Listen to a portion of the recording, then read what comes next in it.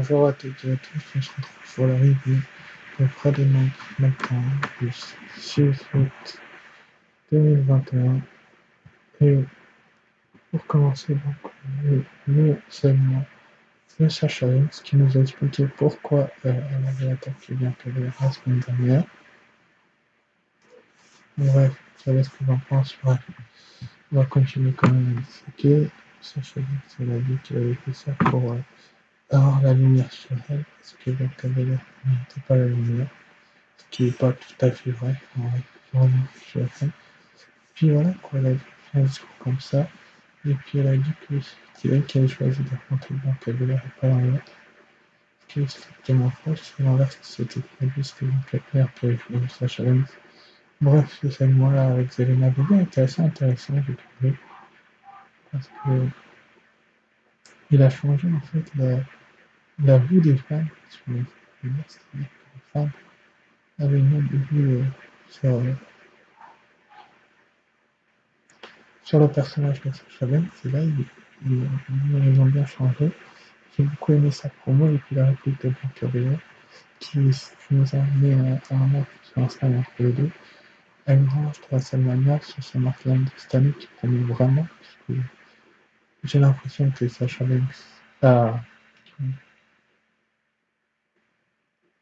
est sur le devant de la scène depuis trop longtemps et ça peut être temps de laisser sa place, mais pour le moment, elle n'a pas décidé de le faire. Je trouve ça assez intéressant de la part de la WWE que de faire ce genre de segment pour ouvrir un choix. Juste après, du coup, on a eu Dominic Mysterio qui a affronté l'un des gros, je sais plus si c'est Jay ou Jimmy, il me semble que c'est Jimmy, et il a perdu à cause de l'intervention de son père Rey Mysterio, qui lui avait pourtant demandé de ne pas intervenir. Bref, ce match était assez plaisant, et ça aurait pu être plus, comment dire, nul, voilà, finalement, nul.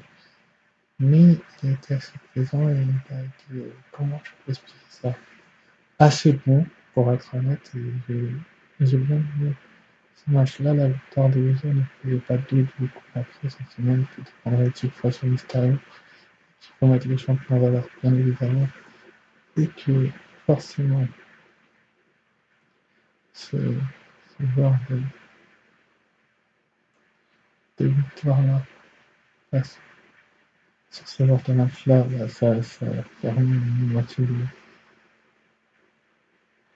de voir comment les choses se battent et essayer de se réussir. Mais en tout cas, j'ai beaucoup aimé ce match et voilà. Ce que je veux dire là-dessus, c'est un point positif comme le segment de Sage qui a un point pas positif mais critique.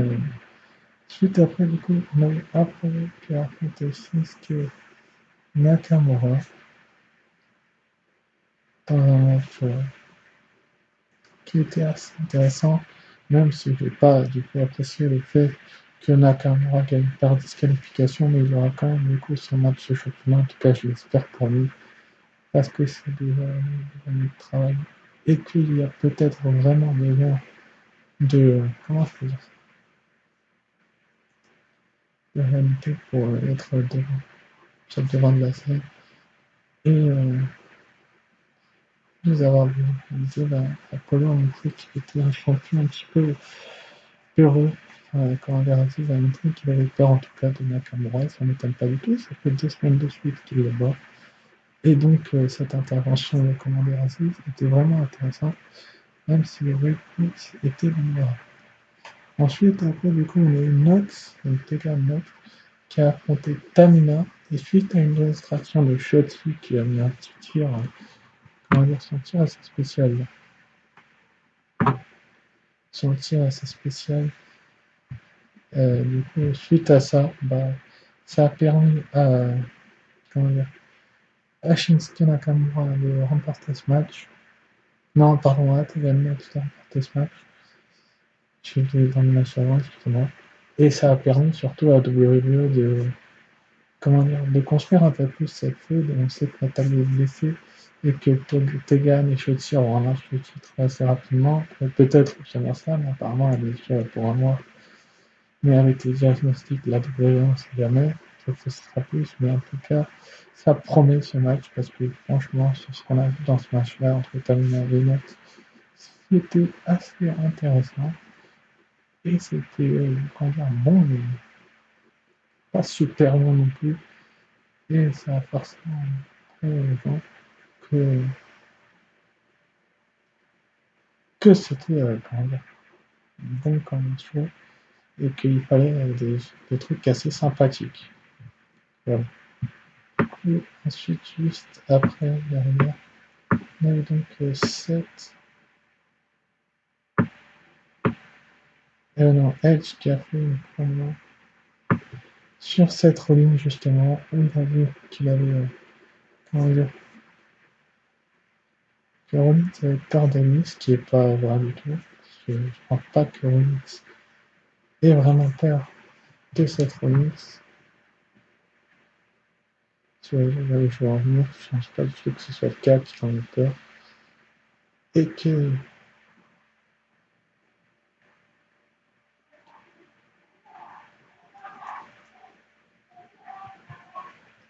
et qu'il y ait besoin de ce genre de segment pour montrer le momentum de cette rivalité, c'est vraiment bien. Bref, ensuite, après, du coup, on a eu le Street Profit face à Xavier Woods. Donc, c'était le retour de Montesport dans ce match, et j'ai trouvé qu'il était assez agile pour quelqu'un qui était blessé depuis quelques semaines, et c'était un bon petit match, même si la victoire des Street Profit était un peu trop prévisible, et c'est un point négatif que je mettrais au show, puisque je pense que je me doutais bien qu'ils allaient gagner, et qu'il y aurait, comment dire, en quelque sorte,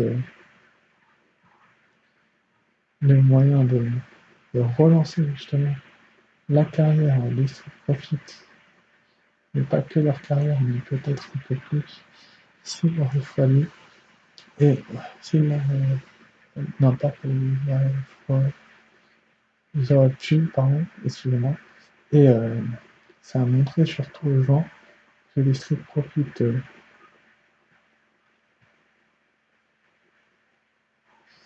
étaient sur le devant de la scène pendant quelques mois, et qu'ils avaient vraiment besoin de millimètres, on va voir quoi. Bref. Ensuite, après, du coup, derrière, on a eu le match entre Bianca Belair et Zelina Vega qui avait été prévu pendant l'ouverture du show. Donc, Bianca Belair, Zelina Vega, vous connaissez l'histoire du coup, Zelina Vega qui voulait un match de titre. Bah, elle n'aura pas un match de titre, elle a perdu Bianca Belair. Pourtant, Sasha Banks a essayé de. Pardon, Zelina Vega a perdu. Pourtant, Sasha Banks a essayé de distraire Bianca Belair, mais ça n'a pas fonctionné. Et ça a permis surtout à Bianca Belair de reprendre la main un petit peu. Ça lui a permis de reprendre la main et de montrer aux gens qu'elle était, comment dire, au-dessus de Zelina Vega. Parce que je pense que beaucoup de gens auraient pu imaginer qu'elle soit en dessous. Mais en tout cas, la championne de SmackDown prépare bien son match face à Sasha Banks du côté du SummerSlam. Avec une victoire sur Zelina Vega, il aurait peut-être fallu là aussi, c'est un point un petit peu négatif, mettre un adversaire un petit peu plus de sa taille que Zelina Vega, même si Zelina Vega est une très bonne catcheuse talentueuse que je respecte énormément. Mais je pense que WWE a fait une erreur et aurait dû mettre une autre adversaire comme Liv Morgan ou je sais pas qui. Peut-être pas Liv Morgan, peut-être pourquoi pas Carmella, qui a fait 2 matchs intéressants face à Bianca Belair, justement, en attendant le retour de Sasha Banks. Alors oui, il en avait marre de souffrir, etc. Mais Zelina Vega n'est pas du niveau de Bianca Belair, mais elle a quand même livré un bon match. N'empêche, et ça m'a impressionné pour la fan que je suis, le fan que je suis, pardon, il a été impressionné de la façon de combattre de Zelina Vega, même si la distraction de Sasha Banks a beaucoup aidé, je pense. Et qu'il aurait fallu que la WWE, bah, justement, ne prenne pas les choses dans ce sens-là, et peut-être que la distraction de Sasha Banks aurait aidé les fans à justement, comment je peux vous expliquer ça, à justement lui un peu plus pour le SummerSlam, forcément. Mais elle sera tellement vue, je pense que ça peut être un avantage pour elle, qui, euh, qui sera, voilà, qui sera sur le devant de la scène, et voilà quoi, on va voir ce que ce match va donner. Ensuite, après, on a eu un match assez rapide entre Corbin et Finn Balor, donc le champion de conneries, champion. Euh, du coup, Corbin a besoin a eu besoin de s'excuser, mais Finn Balor, finalement, il a battu assez rapidement et j'étais assez déçu de ce match.